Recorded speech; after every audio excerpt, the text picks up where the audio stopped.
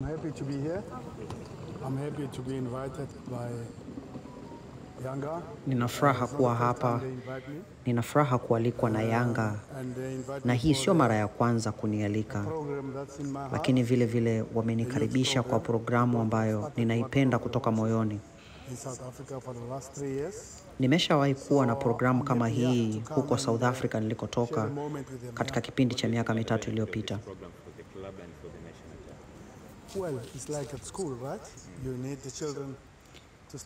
Ni kama shule pale unapohitaji vijana waanze shule mapema ili uweze kupata uwezo wao mzuri pale unapokuwa katika level ya juu zaidi. Hivyo ndivyo tunavyofanya pia hata kwenye mpira wa miguu.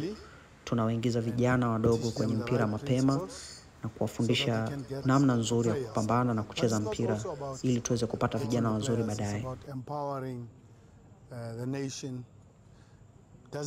Na hii sio tu kwa sababu ya wacheza mpira peke yake, lakini pia tunalipa nguvu taifa pale tunapokuwa na vijana wengi ambao tunaweza tukawagawanya kwenda kwenye timu mbalimbali, lakini pia kuchezea timu ya taifa pale inapobidi.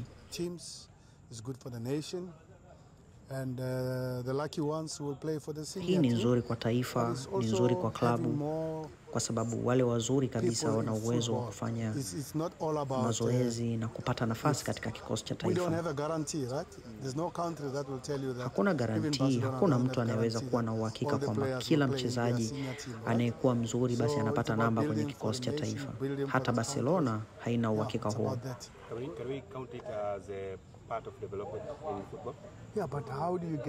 Lakini ni vipi unapata vijana wanakwenda kwenye timu mbalimbali, lakini pia kuchezea timu ya taifa pale inapobidi?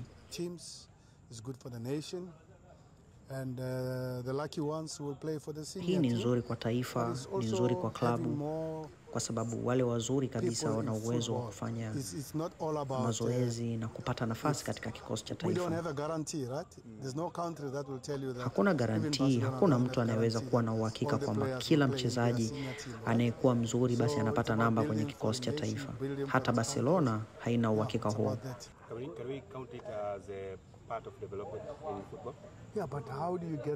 Lakini ni vipi unapata vijana wazuri kama huwaanzishi kuwafundisha toka wadogo?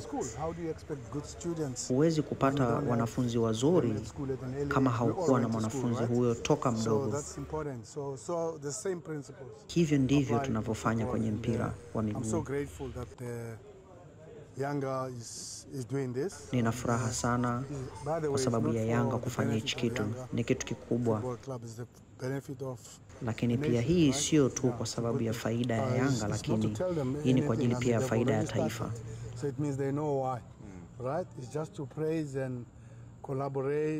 Kwa hiyo ni kwamba wameshaanzisha.